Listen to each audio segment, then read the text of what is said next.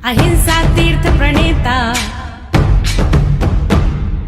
अहिंसा तीर्थ प्रणेता, जय जय हो भारत गौरव राष्ट्र संत प्रमुख सागर। स्वर्णिम स्वर्ण जयंती का अवसर ये महान है, मिलकर हम मनाएंगे गुरुवर देश की शान है प्रमुख सागर। जय हो गुरुवर प्रमुख सागर, जय हो गुरुवर।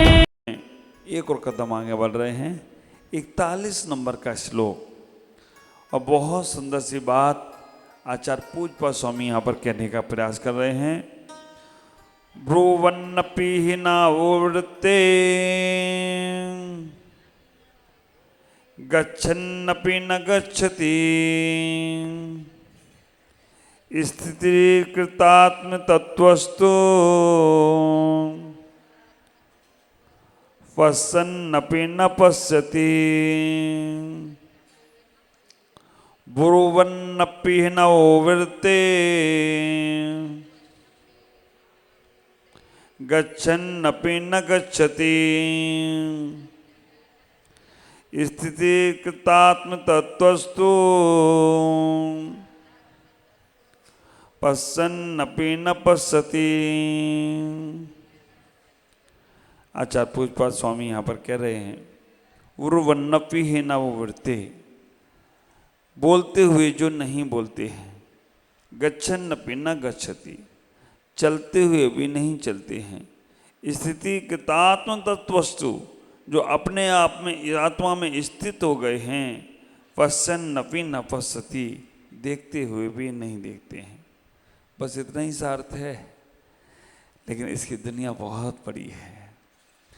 आचार्य यहाँ कह रहे हैं कि अब वो पैरों से बेकार हो गई, अब वो आंखों से बेकार हो गई और मुख से बेकार हो गई। बोलना, चलना और देखना उन्होंने बंद कर दिया। ख्याल करो, ये बात जो आचार्य पूज्यपाद स्वामी यहाँ कहना चाहते हैं, वो बात आपको समझ में अगर आ जाए तो आप बहुत कुछ कर सकते हो। संतों को तो समझ में आ ही जाती है, लेकिन श्रावकों को भी समझ में आना चाहिए। यहाँ पर कह रहे हैं कि वो जो आत्मज्ञानी हो गया है, जो आत्मा में स्थित हो गया है, जो आत्मा में संलग्न हो गया है, वो बोलते हुए भी नहीं बोल रहा है, चलते हुए भी नहीं चल रहा है, देखते हुए भी नहीं देख रहा है, भोजन करते हुए भी भोजन नहीं कर रहा है, विश्राम करते हुए भी विश्राम नहीं कर रहा है। आप ख्याल करके रखना, ये संभव है। अभी आप कहोगे महाराज आप बोलते हैं और आप कह रहे हो हम बोलते हुए भी नहीं बोल रहे हैं। आप रोज मंदिर दर्शन करने जाते हैं और कह रहे हो कि मंदिर जाते हुए भी नहीं जा रहे हैं। आप रोज हम लोगों को देखते हो और आप कह रहे देखते हुए भी हमें नहीं देख रहे हो। ये कैसे संभव होगा? ख्याल करना, ये ऐसे संभव होगा। हम बोलते हुए भी नहीं बोल रहे हैं, इसका तात्पर्य यही है कि बोलते हुए भी हम संसार की बातों में बोल नहीं रहे हैं। हम देखते हुए भी नहीं देख रहे हैं, इसका मतलब यही है कि संसार की चीज़ों को हम नहीं देख रहे हैं। हम चलते हुए भी नहीं चल रहे हैं, इसका मतलब इतना ही है हम संसार के कार्यों के लिए नहीं चल रहे हैं। अब आप विचार करना, तो महाराज बोलते हुए, चलते हुए और देखते हुए भी अगर हम नहीं कर रहे हैं, तो हम अगर अध्यात्म की दृष्टि रखें तो ये सब हमारे कल्याण में कारण बनेगा। मैं आपको नहीं बोल रहा हूं, आप विचार करके रखना। आपको ये लगता है कि महाराज मुझे संबोधन कर रहे हैं। यहाँ आचार्य कह रहे हैं कि जो आत्मा में स्थित हो गया है, वो बाहर दुनिया को तो लगता है कि ये बोल रहे हैं, लेकिन वो बोलते नहीं हैं, वो केवल अपने आप को संबोधन कर रहे हैं। कभी दर्पण के सामने बैठकर बात तो करके देखो एक बार। दर्पण के सामने जाकर बात करके तो देखो एक बार कि तुम बात किससे कर रहे हो। अपने आप से बात करना शुरू कर दिया तो तुम बोलते हुए भी नहीं बोल रहे हो। अपने आप को निहारना शुरू कर दिया तो तुम देखते हुए भी नहीं देख रहे हो। अपने आप में लौटना शुरू कर दिया तो तुम चलते हुए भी नहीं चल रहे हो। और वो संभव होगा कब?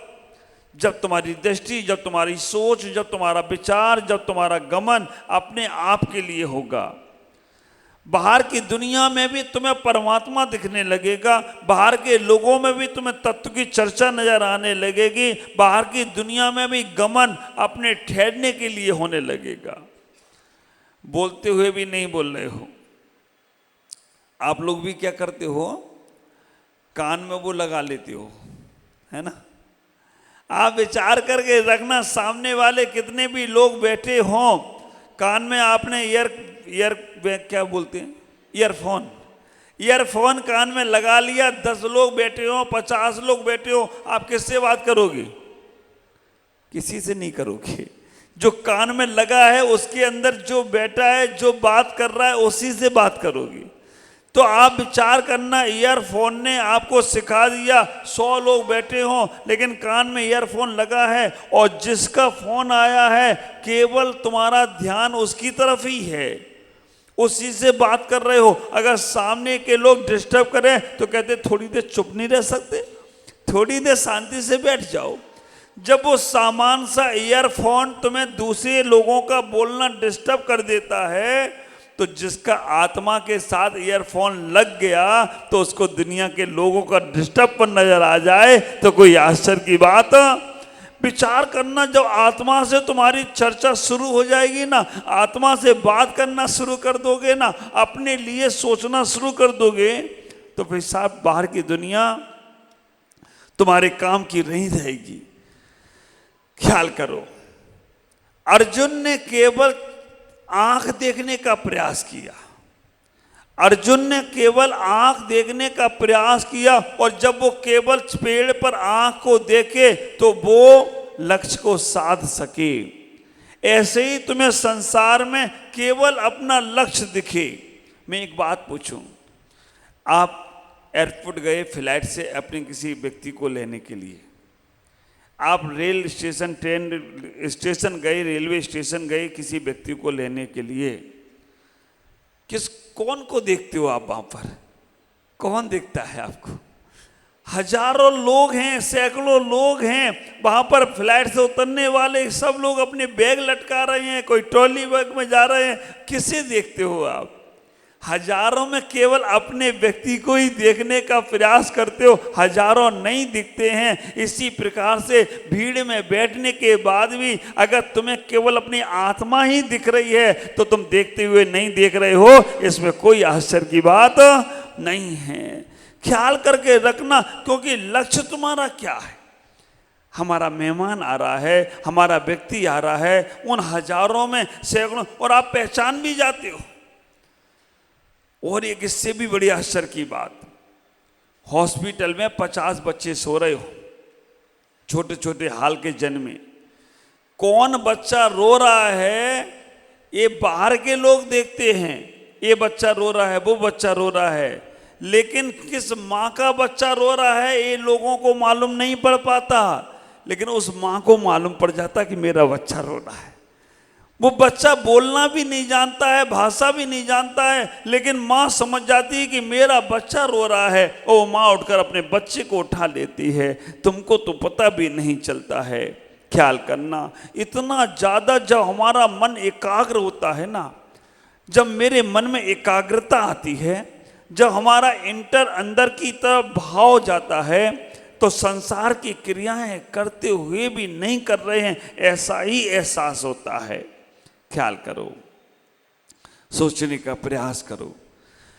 आचार्य पूजपा स्वामी यहाँ कहने का प्रयास कर रहे हैं, संसार में करो, सब करना तो पड़ेगा ही, संसार में आए हो तो करना पड़ेगा, लेकिन उस करने के भाव में इतना लक्ष्य रख लो, इतना अपना भाव रख लो कि हमें अपने आत्म कल्याण के लिए करना है। इन क्रियाओं से हमारा आत्म कल्याण छूट रहा है, तो इन क्रियाओं को छोड़ें, आत्म कल्याण को नहीं छोड़ना है।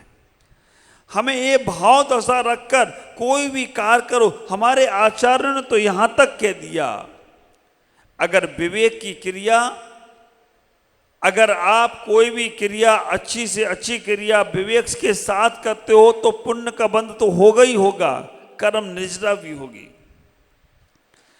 पाप की क्रिया भी अगर विवेक पूर्वक कर रहे हो संसार में बहुत सारी क्रियाएं हैं जो पाप की हैं और हमें करना पड़ती हैं।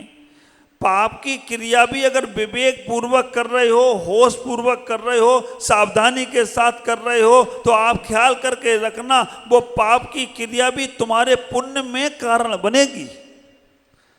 वो पाप की क्रिया भी तुम्हारे पुण्य में कारण बनेगी। एग्जाम्पल ले लो, आपके पास ड्राइवर का लाइसेंस है और एक्सीडेंट हो जाए, आप पकड़े नहीं जाओगे, कोर्ट कचहरी में जाएगा। आप विचार करना, ड्राइवर का लाइसेंस है और आपने कहीं किसी को गाड़ी मार दी तो वहां पर बहुत सारी चीजों को देखकर आपको छोड़ दिया जाएगा, कोर्ट कचहरी जो होगा वो बाद में देखी जाएगी। और लाइसेंस नहीं है और आपने किसी को थोड़ा गाड़ी से धक्का ही लग गया, धक्का लग गया, वो गिरा भी नहीं, लेकिन उसने तुम्हारे ऊपर अगर कहीं बात रख दी, पकड़ लिया, तो तुम्हारी हवा खराब हो जाती है, ये लगता अब क्या होगा। और लाइसेंस है तो तुम्हें कोई दिक्कत नहीं पड़ती है। विचार करके इतना ही रखना, अगर तुम्हारे पास विवेक है, सावधानी है, पाप की क्रिया हो गई तो आपको कोई पाप नहीं लगने वाला है। हमारे आचार्यों ने कह दिया, मूलाचार में आचार्य बट्टेकर स्वामी कहते हैं, जमीन देखकर चल रहे हो, सावधानी के साथ चल रहे हो और कोई जीव मरण को प्राप्त भी हो जाए तो तुम्हें पाप का बंध नहीं होगा। और अगर जमीन देखकर नहीं चल रहे हो, सावधानी पूर्वक नहीं चल रहे हो और कोई जीव नहीं भी मर रहा है तो भी तुम्हें पाप का बंध होगा ही होगा। ख्याल करो, हमने कोई चीजों का सेवन नहीं कर रहे हैं और उन चीजों को हमने छोड़ा भी नहीं है, त्याग भी नहीं किया, सतत उनका पाप का आश्रम चल रहा है। सबसे पहले होश पूर्वक जीने लग जाओ, विवेक पूर्वक जीने लग जाओ तो तुम्हारी संसार की क्रियाएं भी तुम्हारे पुण्य में कारण बनेगी।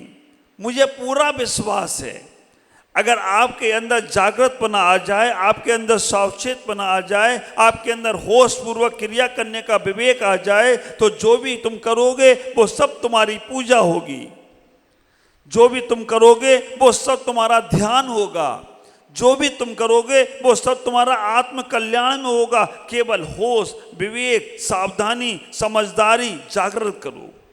और नासमझी में पूजा भी करोगे, नासमझी में आप संत भी बन जाओगे, नासमझी में आपने स्वाध्याय भी कर लिया, होश नहीं है, विवेक नहीं है, तो आप विचार करके रखना वहां से पुण्य अर्जन, आत्म कल्याण का दर्शन तुम्हें हो ना सकेगा। इसलिए हमारे अंदर सबसे पहले होश जागृत हो। संत होश पूर्वक अपनी क्रिया करते हैं, इसलिए बोलते हुए भी नहीं बोलते हैं। ख्याल करके रखना, हम तुम्हें संबोधन नहीं कर रहे हैं, हम अपनी उस आत्मा के ओर संबोधन कर रहे हैं, क्योंकि हम तुम्हें कब तक बोलेंगे, बोलने से सुधरने वाले नहीं हो। हाँ, ये आपका हमारे ऊपर उपकार है, उतनी देर आप हमें हमारे आप को संबोधन करने का सौभाग्य देते हो। परस्पर ग्रहो जीवा नाम, उतनी देर आप हमें अपने आप को देखने का मौका देते हो, उतनी देर आप हमें अपने आप में लौटने का मौका देते हो। इतना ही विचार करके रखना, संसार में किसी, वैसे आप भी ऐसा ही करते हो, लेकिन दृष्टि आपकी थोड़ी सी अलग है। व्यापारी दूसरे से व्यापारी से मिलता है तो अपना ही हिसाब रखता है कि इस व्यापारी से मिलने से मेरा कितना फायदा होगा। मनीष भाई, आप विचार करके रखना, ओम जी अगर किसी व्यक्ति से मिलते हैं तो अपना तो नहीं लेकिन धर्म का जरूर सोचते हैं कि इससे हमारी कौन सी बोली सेट हो सकती, अपना तो नहीं लेकिन धर्म का तो सोच ही लेते हैं कि इस व्यक्ति से कहां पर हम धर्म करा सकते। आप विचार करके रखना, जो जिस प्रकार का व्यक्ति होता है वो सामने वाले से जब मिलता है तो उसके मन में भाव आ ही जाता है। अब हमारा आलोक कभी किसी से मिले तो वो कहता, कितना महाराज के पास लोगों को ले जाके जोड़ दूं, पूरे परिवार को लेके चला जाता है। ख्याल करके रखना, जो जिससे जुड़ा है, जो जिस काम में जिसको इंटरेस्ट है, जो जिस काम में जिसको अच्छा लगता है वो ही करता है। तो हम आत्मा के प्रति अगर जागृत हैं तो जितने लोग हमें मिलेंगे, प्रदीप भाई आप विचार करना, आप दौड़ दौड़ कर एटा से पूरे सबको लेकर आते, क्यों? क्योंकि आपको मालूम है कि जितना हम गुरुओं से लोगों को जोड़ेंगे उतना हम भगवान से जुड़ जाएंगे, और भगवान से जुड़ गए तो हम एक दिन खुद भगवान भी बन जाएं तो कोई आश्चर्य की बात नहीं है। महिलाएं जिनको साड़ियां पसंद होती हैं ना, वो दूसरों को साड़ियों की बात जानकारी देती, उनकी यहाँ अच्छी साड़ी मिलेगी, उनके यहाँ अच्छा काम मिलेगा, उनको जिनको जेवर पसंद है वो जेवर की जानकारी दें, और जिनको तत्व की जिज्ञासा है ना, देख लो सुधा बहन को कैसे दौड़ी दौड़ी आ जाती हैं। बहुत सी महिलाएं हैं जो ऐसी क्लास की चर्चाओं में पहुंचती हैं कि उन्हें अपने साथ दूसरों का भी कल्याण करना, तो केवल इंटरेस्ट ही चेंज करना है, बाकी का सब हम कर लेंगे। तुम विचार चेंज करो, बस पोजीशन में तुम बैठ जाओ, बाकी का सब काम मेरा। ओटी में चले जाओ, ऑपरेशन तो अपने आप डॉक्टर करेगा, पर ओटी में नहीं जाओ, बारी बार घूमते रहोगे तो ऑपरेशन होगा कैसे। ख्याल करके रखना, एक बार तो अपने आप को अंदर का इंटरेस्ट चेंज करो, मन चेंज करो, क्योंकि जो आत्मतत्व की बात करते हैं वो बाहर में भी सभी को अपना जैसा ही बनाना चाहते हैं। व्यापारी से मिलोगे तो व्यापारी व्यापार की बात करेगा। जब आप दूसरों से बात करते हैं तो विचार करना, अपना जो ध्येय है उसे साधने के लिए बात करते हैं, तो आप उससे बात करते समय उससे बात नहीं कर रहे हैं, आप अपने लक्ष्य की पूर्ति करने के लिए बात कर रहे हैं कि तुम्हारा काम सधना चाहिए, है ना। एक है ना सुक्ति, अपना काम बनता, हाँ यही सब बोल रही, भाड़ में जाए चलता। आप विचार करके रखना, आप इतना ही ख्याल करके रखो, अपना काम बनता का मतलब है अपना कल्याण होता, बाकी का दुनियादारी कल्याण करे या ना करे, लेकिन हमें अपने कल्याण की सोचना है। और जिसने अपने कल्याण के बारे में विचार कर लिया, विचार करके रखना, वो संसार में जो अपने आत्मा में स्थित हो गया, वो संसार में बोलते हुए भी नहीं बोल सकता, वो संसार में देखते हुए भी नहीं देख सकता। क्या सोचते हो आप कि मैं आपको देखता हूं? नहीं, आपके अंदर एक आर्यका माता जी का स्वरूप देखता हूं, आपके अंदर एक मुनिराज का स्वरूप देखता हूं, आपके अंदर एक भगवत्ता का स्वरूप देखता हूं। मेरे अंदर पता नहीं कहां से ऐसी करुणा आती है, आती नहीं, आना ही चाहिए। हर पेड़ पौधों को देखता हूं, ये भी भगवान बनने की समर्थ रखे हुए हैं। विचार करके रखना, इन सब चीज़ों को, हवाओं को देखता हूं, उनके अंदर भी तो भगवान बनने की शक्ति है। इतना भाव दशा तब आएगा जब तुम अपने आप को उस भगवत सत्ता से जोड़ लोगे, उस आत्म तत्व से जोड़ लोगे। नहीं तो संसार में संसार ही दिखता रहेगा, और जब तक संसार में दिखता संसार रहेगा तब तक तुम संसार से पार नहीं हो सकोगे।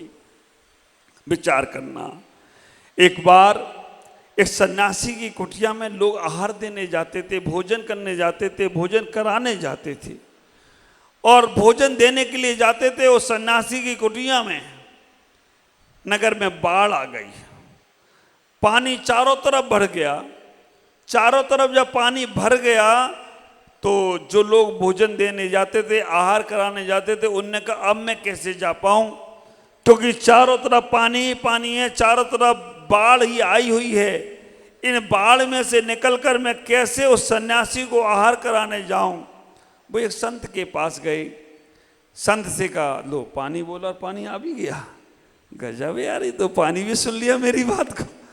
मैंने कहा पानी है तो पानी भी आ गया। वो भी देखो, वो भी इंतजार कर रहा था, महाराज बुलाओ भाई, हमारे 32 उपास वाले तपस्वियों की साधना अनवरत चलती रहे, उनकी साधना में विघ्न नहीं आए, उनकी साधना बहुत अच्छी होती रहे, बिल्कुल प्रफुल्ल चित्त मन से होती रहे। वो भी आया है।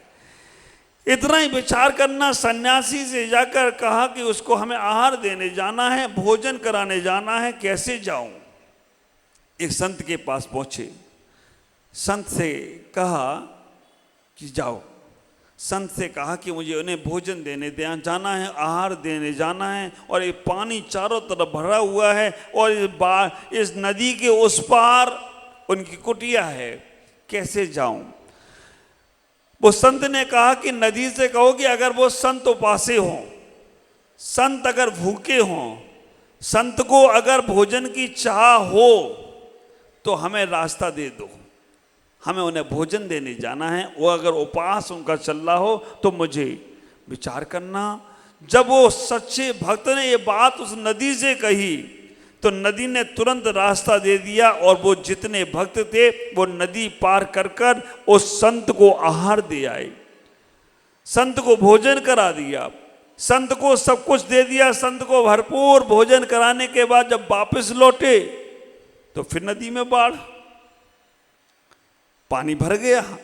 उन्होंने रास्ता संत को आहार देने के लिए, संत को भोजन कराने के लिए मांगा था, नदी ने रास्ता दे दिया। अब वापस लौटे तो फिर नदी में बाढ़ आ गई, फिर नदी में पानी पानी। उनने उन गुरुजी से बोला, मैंने आपको आहार तो करा दिया, मैंने आपको भोजन तो दे दिया, अब मैं वापस कैसे जाऊं? नदी में फिर बाढ़ आ गई है और बहुत तेज धारा से बाढ़ बह रही है, एक पैर रखूंगा तो हम बह जाएंगे। संत ने बोला, तुम क्या बोलकर नदी पार कर कर आए थे? उनने कहा था कि अगर संत महात्मा उपासे हों तो हमें रास्ता दे दो। उन्होंने बोला कि हमने कहा था नदी से कि संत महात्मा उपासे हों तो हमें रास्ता दे दो। नदी ने तुरंत रास्ता दे दिया था और हमने आपको भोजन करा दिया, क्योंकि मेरी प्यास है, मेरी आस है कि आप हमारे आश्रम के पास रहते हैं, नदी हमारे प्यास में रहते हैं, तो हम आपको भोजन रोज कराएं। बड़े पुण्यशाली होते हैं वो लोग, बड़े सौभाग्यशाली होते हैं वो लोग जो नगर में संत रहने के साथ साथ उन्हें रोज आहार देते हैं, क्योंकि भगवान हमारे भोजन नहीं करते हैं, हमारे भगवान आहार नहीं लेते हैं। जो चलते फिरते संत होते हैं, भगवंत होते हैं, त्यागी वृत्ति होते हैं, अगर हमने अपने भोजन के पहले उन्हें आहार करा दिया, भोजन करा दिया, तो हमसे ज़्यादा पुण्यशाली जीव और कोई नहीं होगा। ये विचार करना। सारे काम तो दुनिया के चलते रहेंगे, ना हो सके तो कम से कम आहार देखने का तो पुण्य लुटो। कैसे वो आहार करते होंगे? वो भी ना हो पाए तो इतना तो बना ही लेना नियम कि महाराज नगर में हैं या नहीं भी हैं तो हम जब तक उनके आहार नहीं होंगे तब तक भोजन नहीं करूंगा। ऐसा भी नियम बना सकते हो। विचार करना। जब उनके पास वो नदी से लौटने लगे तो उन्होंने कहा अब मैं क्या करूं? उन्होंने कहा जो कहकर आए थे ना वही कह के वापस चले जाओ। उन्होंने हम कह के तो आए थे कि संत महात्मा का आहार कराना है, भोजन देना है, तो हमने आपको भोजन दे दिया। वो उपवासे हैं तो उनको भोजन दे दिया, अब मैं वापस जाऊं यही बोलकर? उन्होंने कहा हाँ, उनसे बोलना नदी से अगर संत महात्मा उपवासे हों तो हमें रास्ता दे दो। उन्होंने कहा महाराज ये कैसी बातें कर रहे हो आप? अभी तो मैंने आपको भोजन कराया, अभी तो आहार कराया, अब फिर ये बात नदी से बोलेगे तो नदी बोलेगी ये मूर्ख है क्या? अभी तो आहार करा के आया है, भोजन करा के, अब काय का उपवास? ख्याल करना। उन्होंने कहा जाकर बोलो तो। जब वो लोग, वो श्रावकों ने आके नदी से आकर बोला कि संत महात्मा उपवास हो तो हमें रास्ता दे दो, नदी ने फिर रास्ता दे दिया। उनको तो गजब लगा, यार इतना आहार कराया उसके बाद भी फिर नदी कह रही कि हमने नदी से बोला उपवास हो तो रास्ता दे दो। वो नदी पार करके आए और पहले संत से पूछा कि ये नदी ने हमें फिर भी रास्ता दिया कि जब हमने भोजन करा कर आए और लौट कर आए तो भी नदी ने हमें रास्ता दे दिया। संत ने इतना ही कहा, तुमने केवल उनकी शरीर की भूख मिटाई है, उनके अंदर आत्मा में परमात्मा बनने की भूख अभी तक बैठी है, परमात्मा बनने का उपवास उनका बैठा है। इसीलिए वो कभी तुम्हारी इस भूख से, इस क्षुधा से, इस सामग्रियों से खुश होने वाले नहीं हैं। विचार करना। जिसको आत्म तत्व में जागने की प्यास होती है वो संसार में हमेशा प्यासा ही रहता है। वो संसार के क्षणभंगुर खुशियों में अपने आप को नहीं लगाता है, संसार के छोटे मोटे पदार्थों में वो अपने जीवन के समय को नहीं गंवाता है। ख्याल करना। जानते हुए भी नहीं जानता है, देखते हुए भी नहीं देखता है, बोलते हुए भी नहीं बोलता है, सोते हुए भी नहीं सोता है। श्रावक में और संत में कितना अंतर है? इतना ही अंतर है। श्रावक बैठे बैठे भी चल रहा है और संत चलते चलते भी रुका है। श्रावक मौन रहकर भी बोल रहा है और संत बोलकर भी मौन है। श्रावक उपवास करके भी खा रहा है और संत भोजन करके भी उपवासी है।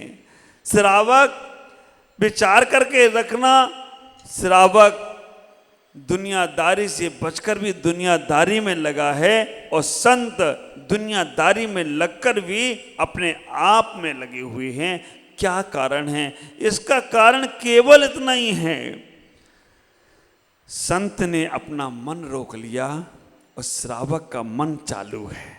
श्रावक ने तन तो रोक लिया है, तन की तो स्थिरता कर ली है, लेकिन मन की स्थिरता नहीं करी है। ख्याल करके रखना, आप यहाँ बैठने के बाद भी ये विचार मन में चलता होगा आपको कि महाराज जी कब छोड़ेंगे और कब हम घर जाएंगे, महाराज जी छोड़ेंगे कब व्यापार में जाएंगे, महाराज जी छोड़ेंगे हम जैसे। तो आपके यहाँ बैठने के बाद भी मन चल रहा है। और उपवास के बाद, यहाँ वाले उपवास वाले नहीं, ये 32 तपस्वी तो सोच भी नहीं रहे हैं, लेकिन कई बार ये उपवास में होता है।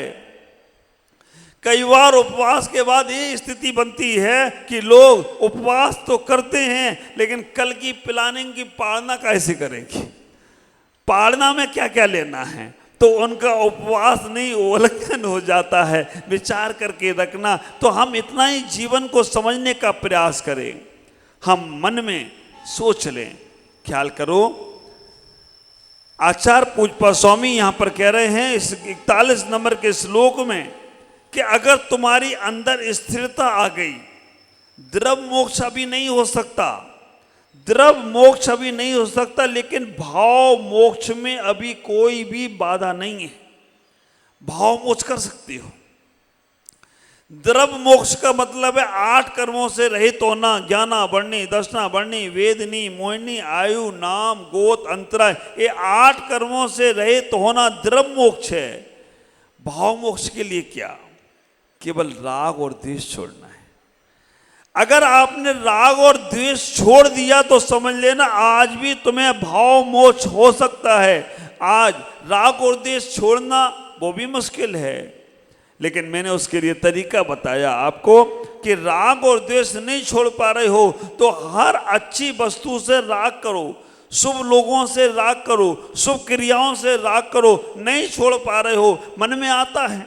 अब बनिया व्यक्ति होता है ना, व्यापार ना चले तो इस थाली का उस थाली में, इस द्रव को उस द्रव में करते ही रहता है। तो आप ख्याल करो, अपने राग का तरीका बदल दो। शिव खेड़ा ने जीत आपकी एक पुस्तक लिखी, उसमें लिखा है जीतने वाले कोई काम अलग नहीं करते हैं, जीतने वाले कोई काम अलग नहीं करते हैं, वो हर काम अलग ढंग से किया करते हैं। तो ख्याल करके रखना, आप अपने जीवन में उस राग और द्वेष की क्वालिटी बदल दो, तो भी तुम्हारे अंदर भाव मोक्ष की भूमिका बनना शुरू हो जाएगी। हम राग करें तो अच्छी चीजों से करें, अच्छे लोगों से करें, अच्छे विचारधाराओं से करें, तो विचार करना वो तुम्हारा राग भी तुम्हारे कल्याण में कारण होगा। और द्वेष करें, करना नहीं चाहिए, लेकिन करें। जिन चीज़ों से तुम्हें तकलीफ है, जिन चीज़ों से लोगों से तुम्हें तकलीफ है, उनके प्रति ऐसे भाव रखो, समत भाव रखो। द्वेष के भाव न रखकर समत भाव, ठीक है सो जाने दो। विचार करना, जब तुम साधु को आहार देते हो, आहार देते समय तुम यही सोचते हो कि महाराज का आहार हो जाए। विचार करना, 2 विचार दे रहा हूं, आहार देते समय भी तुम आहार नहीं दे रहे हो, ऐसा विचार। उसके लिए 2 सोच आपको रखना है। साधु जब तुम्हारे यहां आहार लेता है तो आहार लेते हुए भी आहार नहीं ले रहा है, क्योंकि वो 2 चिंतन करता है। साधु आहार लेते लेते भी 2 चिंतन करता है, और श्रावक को भी आहार देते देते 2 चिंतन करना है। तो आहार देते देते भी वो आहार नहीं देगा, और आहार लेते लेते भी वो आहार नहीं लेगा। उसके लिए 2 चिंतन करना है। साधु आहार लेते लेते क्या चिंतन करते हैं, क्या सोचते हैं? हाँ, मेरा पेट अच्छे से भर जाए, है ना, अच्छा मिर्च मसाला मिल जाए, अच्छा दूध रबड़ी मिल जाए, ये हाँ, क्योंकि आपको मालूम है महाराज ऐसा विचार कर ही नहीं सकते, क्योंकि यही विचार करना था तो घर काय को छोड़ के आई। महाराज पहला विचार करते हैं त्यागी वृत्ति, पहला विचार करते हैं आहार का और क्षुल्लक का एक ही विचार करते हैं। आहार करते समय हे भगवान कब तक ये भोजन करता रहूंगा, इस भोजन से मेरा पीछा छूट जाए, मुझे भोजन नहीं करना, आहार नहीं करना, कब तक मैं करपात में आहार ग्रहण करता रहूंगा। पहला विचार उनके मन में यही आता है, भगवान कब तक मैं आहार करता रहूंगा। और दूसरा विचार आता है, भगवान जिस घर में मेरा आज आहार हुआ है, जिन श्रावकों ने आज आहार कराया है, इनके घर में कभी अनाज की कमी ना पड़े, कोई भी त्यागी वृत्ति आए तो इनके घर से भूखा ना जाए, ये व्यक्ति कभी भी त्याग से धर्म से दूर ना जाए, ये विचार करते। दो विचार साधु करते हैं। श्रावक को भी दो विचार करना है, श्रावक को भी दो विचार करना है। पहला विचार श्रावक को ये करना है, सोच दे रहा हूं, अब विचार करना, आहार देते देते भी आपको वो पुण्य होगा कि जो आहार ना दो तो भी पुण्य कमा लोगे। कैसे?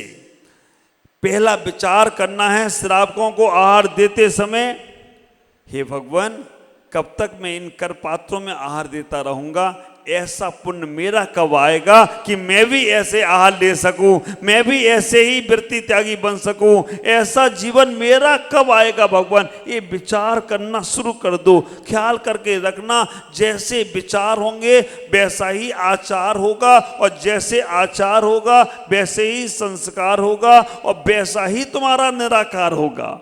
विचार तो करो, एक बार तो सोचो, जब महाराज या माता जी को आहार दो, हे भगवान मेरा भी कभी ऐसा पुण्य दे आए, हम भी ऐसे कर पात्र में आहार ग्रहण कर सकें, हम भी कर पात्र में आहार ले सकें। पहला विचार आपको ये करना चाहिए, मन में सोचना चाहिए। विचार किए हुए भी संस्कार पड़ेंगे। मन में हो सो वचन में करिए, वचन में हो सो काहे से करिए। तुम विचार ही नहीं करोगे तो फिर कैसे होगा। और दूसरा विचार आपके मन में आना चाहिए, श्रावकों के मन में आना चाहिए, हे भगवान आज मैंने शुद्ध आहार साधु को दिया है, इनकी रत्नात्रय की साधना बहुत अच्छी हो, इनका संयम बहुत अच्छा हो, इनका स्वाध्याय बहुत अच्छा हो, इनकी सामायिक बहुत अच्छी हो भगवान, बस इतनी में भावना भाता हूँ तो आपका आहार देना सार्थक हो जाए तो कोई आश्चर्य की बात नहीं होगी। विचार करना, देते तो बहुत बार हो लेकिन विचार एक बार भी नहीं आता होगा। करें, ख्याल करो, जीवन में इतना ही सोचने का प्रयास करना कि तुम्हारा जीवन तुम्हें सब कुछ दे सकता है, करते हुए भी नहीं करने की प्रेरणा देता है। हमारे आचार्यों ने तो कह दिया कि अंधे, लंगड़े और गूंगे बन के रहो। हाँ, अब ऐसा बोला जाए तुम अंधे बन जाओ, तुम लंगड़े बन जाओ, तुम गूंगे बन जाओ तो कहोगे महाराज ये कैसा हमें आशीर्वाद दे रहे या अभिशाप दे रहे। ख्याल करके रखना, अंधा, गंगा, गूंगा, लंगड़ा, बहरा, आचार्यों ने कहा कि अंधे, गूंगे, लंगड़े, बहरे बन के रहो तो तुम्हें पाप का असर नहीं होगा। जहां पाप कार्य देखने को मिल रहा हो अंधे हो जाओ, जहां कुछ गलत बातें सुनने को मिल रही हैं बहरे हो जाओ, जहां कुछ गलत बोलने का मौका आ रहा है गूंगे हो जाओ, और जहां तुम्हें गलत जगह ले जाया जा रहा हो वहां लंगड़े हो जाओ, और जहां तुम्हारे हाथ गलत काम करने को प्रेरणा दे तो लूले हो जाओ। ख्याल करके रखना, वो तुम्हारा नाटक का अंधा, बहरा, लूला, लंगड़ा बनना तुम्हारे कई जन्मों के पापों को काटने में कारण बनेगा। हाँ, कई बार आप लोग देखते होंगे टीवी में या कहीं पर जाते होंगे मार्केट में, भीख मांगने वाला होता है ना, चल सकता है लेकिन उसको मालूम है आदमी की सिंपैथी किस में आती है। लंगड़ा व्यक्ति हो तो उसको देने में ज़्यादा अच्छा लगता है, पैर ही नहीं हो जिसके उसको देने में अच्छा लगता है। ख्याल करना, उस समय वो तुम्हें मूर्ख बनाने के लिए अपने पैरों को मोड़ लेता है और ऐसा कर लेता है कि हम चल ही नहीं सकते, हम असहाय हैं, तो आपको दया भाव आती है, आप उसकी मदद करते हो। पैसा कमाने के लिए वो ये सब नाटक करने को तैयार है, तो तुम कर्म निर्जा करने के लिए अंधे लगड़े लूले बहरे बन जाओ तो कोई आश्चर्य की बात नहीं है। कहना तकलीफ है हमको, आज नहीं हम कर सकते ये काम। वो कहे कि चलो पिक्चर देख लें भैया, मैं आज आंखों में थोड़ा इलाज कराना है, थोड़ा सा आंखों में पानी ज़्यादा आ रहा है। वो कहे कि तुम्हें मालूम है फलाने फलाने ने ऐसा किया ऐसा, अभी कुछ सुनाई नहीं दे रहा है, कान में मशीन लगाए तब तुम सुनाना, तब सुन लेंगे हम। विचार करना, तुम वो बोले कि भाई ये गलत काम हो रहा है, तुम इसमें क्या तुम्हारी राय है। अभी मेरा 1 घंटे का मौन है ना, गले में थोड़ी खराश हो गई थी, तो बाद में बात करेंगे। ख्याल करके रखना, आपके भाव जब ऐसे होने लगे तो वो तुम्हारा सब का सब पुण्य में कारण होगा। ये बच्चे बड़े होशियार होते हैं, स्कूल नहीं जाना है तो घर में जाके कह देते हैं कि आज मास्टर के घर में कोई एक्सपायर हो गया है, इसलिए आज छुट्टी है, स्कूल नहीं जा सकते। और होमवर्क पूरा नहीं हो तो स्कूल में कह देते कि आज हमारे घर में कोई ऐसी प्रॉब्लम आ गई थी, इसलिए हमने होमवर्क नहीं कर पाया। अब एक बच्चे को नहीं जाना था स्कूल, 3-4-5 दिन नहीं जाना था, तो वो स्कूल में बोल आया कि मेरे दादाजी एक्सपायर हो गए हैं, तो हम अब 5 दिन स्कूल नहीं आ पाएंगे, एक्सपायर हो गए, खबर आई है। ठीक है, स्कूल के टीचर वो अपने घर के बाहर बैठा था दादाजी के साथ, और घर के बाहर बैठा था दादाजी के साथ, उसी में स्कूल के टीचर आ गए। और टीचर आए तो दादाजी ने बोला बेटा तो छुप जा, क्योंकि टीचर आ रहे हो तो छुट्टी लेके आया वो बीमारी का, और वो अगर देख लेंगे तो तेरे को फिर स्कूल में डांटेंगे। वो बच्चा बोला दादाजी छुपना मुझे नहीं है, छुपना तुम्हें है, क्योंकि मैंने तुम्हारे मरने की छुट्टी ली। आप विचार करके रखना, मैंने तो कहा कि दादाजी नहीं है इसलिए तो छुपो तुम जाके, नहीं तो वो देख लेंगे होंगे दादाजी तो जिंदा। मेरे साथ एक लड़का आया था इंदौर का, संघ में सेवा करने के लिए, प्रतीक नाम था उसका। उसको घर जाना था, उसने कहा महाराज जी ऐसे तो जाने नहीं देंगे हमको घर, क्योंकि घर वाले बोल दिए थे घर में बहुत शैतानी करता है, इसको छोड़ना नहीं, जब तक मैं नहीं बोलूँ तब तक। मैंने कहा ठीक है। उसे घर जाना तो आया और रोता हुआ चेहरा बना के कि महाराज मेरी बुआ जी एक्सपायर हो गई हैं, मुझे जाना है घर। अब ऐसे समय में मैं उसकी नहीं सुनूं तो फिर क्या ऐसा होगा, और अभी निकलना है। मैंने पहुंचा दिया। 15 दिन के बाद वो घर वालों ने कहा कि तुम क्यों आ गए, चले जाओ महाराज के पास रहना। मेरे पास फिर आ गया। हमने कहा ठीक हो गया, हाँ महाराज सूतक पातक खत्म हो गया, पूजा पाठ हो गया, विधान पूजा हो गई, अब मैं आपके पास ही रहूँगा, अब नहीं जाऊँगा। 2-4 दिन बाद फिर बोला आज मेरे फूफा जी एक्सपायर हो गए। मैंने कि ये क्या लगा रखा है इसने। मैंने फ़ोन लगवाया, मैंने कि पता करो, तो बोले ना बुआ जी मरी ना फूफा जी मरे, इसको तो यहाँ घूमने आना है इसलिए बार बार छुट्टी मांग रहा है। ख्याल करके रखना, हमारे मन के मनोरंजन के लिए हम ये बहाने करते हैं, तो आत्मा के उत्थान के लिए भी हम बहाने करें तो पाप का बंध होने वाला नहीं है। आत्म कल्याण की भावनाओं से हम अपने जीवन को समझने का प्रयास करें। आज आचार्य पूज्य स्वामी इस गाथा में इतना ही कह रहे हैं कि तुम देखते हुए भी मत देखो, बोलते हुए भी मत बोलो, चलते हुए भी मत चलो, सुनते हुए भी मत सुनो, खाते हुए भी मत खाओ। उद्देश्य चेंज कर दो, लक्ष्य भावना चेंज कर दो। जिससे भी मिलो आत्म कल्याण की भावनाओं से बात करो। कुछ बातें इधर उधर की करना पड़ती हैं, क्योंकि मन चेंज करने के लिए डॉक्टर के पास जाओ तो डॉक्टर को इंजेक्शन लगाना हो ना तो डायरेक्ट नहीं लगाता है। वो इंजेक्शन लगाने के लिए डॉक्टर तुम्हारी मानसिकता बनाता है। एक शीशी लेगा स्पिरिट की, उसमें वो फुआ लेगा, वो फुआ तुम्हारे यहाँ पे लगाएगा। ये सब मानसिकता बना रहा है कि अब तुम्हारे अंदर सुई जाने वाली है। फिर यहाँ सुई करने के बाद फिर वो सुई को ऐसे कुछ करेगा, फिर उसके बाद उसमें दवाई डालेगा सुई के अंदर, फिर वो ऐसे तुम्हारी आंखों के सामने ही उसको ऐसे से दबाएगा, फिर जाकर वो यहाँ पर इंजेक्शन धीमे से लगाता तो आराम से लगवा लेते हो। डॉक्टर जल्दी तुम जाओ और तुरंत इंजेक्शन लगाए तो भाग जाओगे। ऐसे ही कुछ बातें आदमी को समझाने के लिए इधर उधर की करना पड़ती हैं, लेकिन मूल तत्व हमें समझ में आना चाहिए। तो आचार्य यहाँ पर मूल तत्व समझा रहे हैं। सबसे मिलो, सबसे बात करो, सबके साथ रहो, लेकिन लक्ष्य आत्मकल्याण का रखो।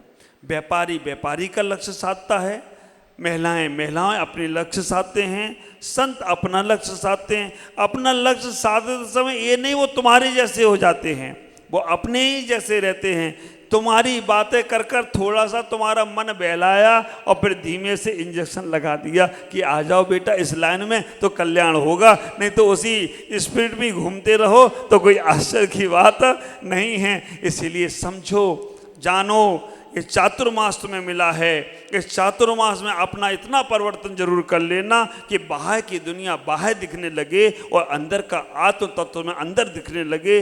बस ये देखना शुरू कर दिया तो एक दिन उसकी अनुभूति भी शुरू हो तो कोई आश्चर्य की बात नहीं है।